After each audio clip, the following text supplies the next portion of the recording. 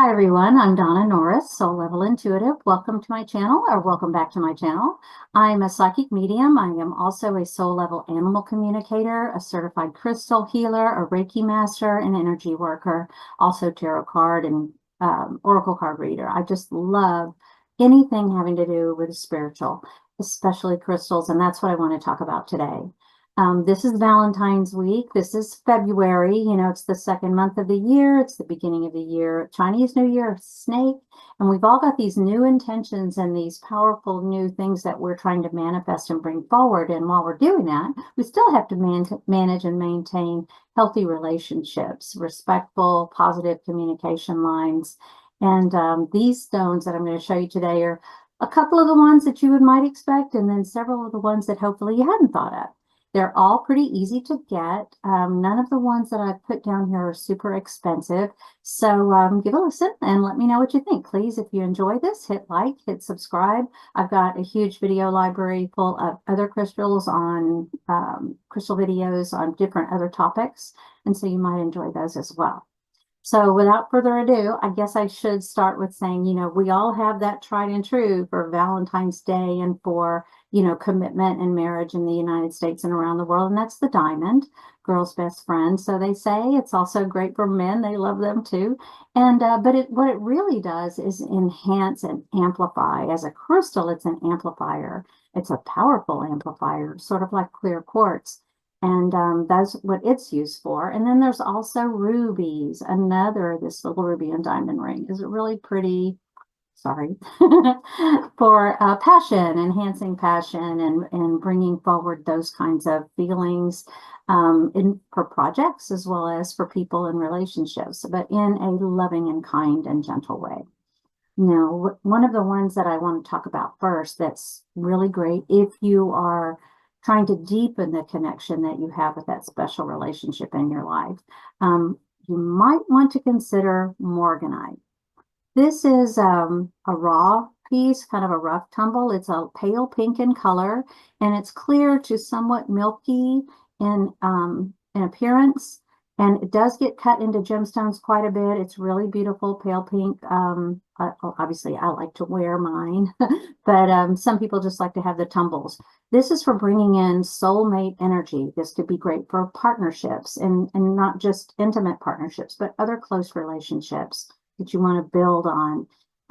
It's also really good for a soulmate attraction. So I've got some for self-love, but if you're really trying to bring in your soulmate, morganite would be a super crystal to carry around in here with you. Very heart stimulating, gets you ready to receive love. And another one that's a super duper heart-centered stone is called KUNZITE, and it is pale, opaque. You know, you can't really see through it necessarily. This enhances and opens you up to love in all forms, for people, for animals, for nature, for the earth, you know, just appreciation for beauty in all its forms. And, you know, what's the whole reason we're here, right? To evolve, to get ourselves closer to that state of unconditional love so that we can move on and move up and continue to move closer to the vibration of the divine love, right? And this opens you up to that divine love. It helps prep you to be ready to receive divine love. And when you're projecting and vibrating at that energy, you know, like attracts like. You're going to draw in love. So this is a terrific stone. And again, beautiful kunzite. I actually got this from the lady I usually make crystal videos with, Bree. She's got some powerful rings and different jewels and different stones and bracelets that she makes for sale. So give her credit where credit's due. The next one is another one that you would think of right off the top of your head, you know, rose quartz. It's a really soft, loving, kind energy. I have some earrings here. This is a pendulum, but you can wear that as a necklace. These are good to give as gifts. Really great to have around the house. I have chunks of it in every room to just kind of give that subtle boost of loving and serenity and peace in my home as well as on my body. So that's a great one to have for around Valentine's Day and year round. It's perfect for year round. The next one I want to talk about is a little more passionate. It's carnelian, And it kind of varies from kind of a milky, pinky orange to pretty vibrant orange. Here's an orange piece of carnelian that I have, and you can see light through it, but it's not what you'd call see-through, right? And carnelian is great for sexuality, for those kinds of physical passion, and lighting that up, and breaking also negative habits and criticism. It's really good for releasing negativity and those negative patterns that sometimes if we've been in a relationship for a while, we can get in a rut, or if we have a disagreement about something and we can just sort of hold it against them. And, you know, I've been in arguments before where I'm trying to talk about what's going on, what it was that I did, and they're bringing up something from 6 months ago, and I'm like, wait a minute, you know, let's keep it on the topic at hand. So if you've got one of those that's just kind of like feels like I don't know, a splinter under your fingernail and you just can't let it go, this is a really good stone for you to carry around so that you can release that and open your heart back up. Because when we do hold on to resentments, number one, we lower our vibration. And number two, we close our heart chakra. We're like closing down, and that's not where we want to be, not if we want to have successful relationships. So the next one that I really want to talk about is lepidolite. It comes in a purple, and it's a really positive stone. You can see that it is sort of like carnelian. You can see light through it unless it's super thick, but it also has, here's a piece. It varies in shades from pink like this to purple to the darker purple like was in the picture. But this one, this is called lilac lepidolite. And this one is really all about the love energy. It's embracing serenity, embracing love. You can see there's just a little bit of crystal reflection in it. You might find some that have flecks like this. This is a really pretty piece I'm about to have put into a necklace. So love lepidolite. It's a really nice, strong, love attracting energy.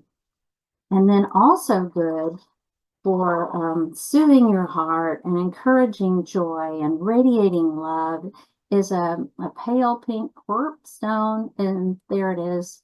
You can kind of see it there. It's tourmaline. You know, we think tourmaline, and most of us think about black tourmaline, and that is a very grounding, protective stone. It diffuses negative energy and sends it to ground. This also has a bit of a grounding effect, but it really connects the heart. This one pulls in the heart. In this ring, I have it paired with actually a green tourmaline. You can probably, I don't know if you can tell that that's green or not, but it just encourages joy. The pink tourmaline encourages, you know, just radiates love. It syncs up with the frequency of your heart chakra. So it's a beautiful, beautiful stone for bringing in the love and bringing out that loving energy in you. So one more, I've got a couple more here that are just super. You may not have thought about this one for love, but it is jade, green jade specifically. Green jade is a beautiful, beautiful stone. I have here a pair of earrings. This is kind of a whitish with green flecks. Jade comes in all different colors of green, from pale, pale green to super dark. And it's really an energy of loving kindness, in addition to all that prosperity and stuff that we get from jade, manifesting abundance. So it's pretty for that. It's really a great stone for that.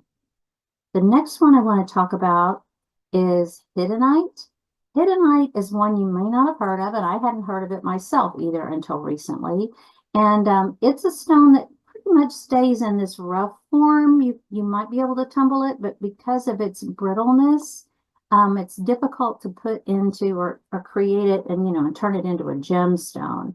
It pretty much stays like this. It tends to break and crack when you try to work with it. So, but it's beautiful, beautiful energy for stimulating your heart and activating love and rediscovering, you know, the joy and in your relationships, you know, all those things that you loved about them to begin with, all those things that attracted that best friend to you to begin with, you know, that sister friend kind of thing, or, you know, best friend comes in shades like this, from yellow green all the way through to a dark green, almost like an emerald color. This is a piece of rough emerald right here, but so it can go that dark actually. Hiddenite. Hidden, like hidden, ITE. Really, really nice stone.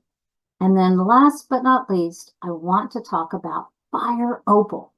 Fire opal is a gorgeous, you guys are probably familiar with opal, and it kind of shimmers and it shines, and it's got, all these other multiple colors like within it. But fire opal, you can see, has a really nice orangey, pink, brown, warm tone, fiery energy. And it's about igniting passions. It's also about becoming more receptive to receiving love. If you've been in a place where your heart's been broken and you're just not sure you want to step into a relationship, you like the idea of it, wearing fire opal can kind of get you into a space where your heart becomes ready, where you become open and you can enjoy and be more playful and be more outgoing and that kind of thing too. So not take everything so seriously. You know what I mean? So I hope you like these. I hope you can use these to enhance your relationships. And I'll look forward to talking with you again next time. We're going to talk about some other topics with regard to ourselves and self-love. Talk to you soon. Thank you. Bye for now.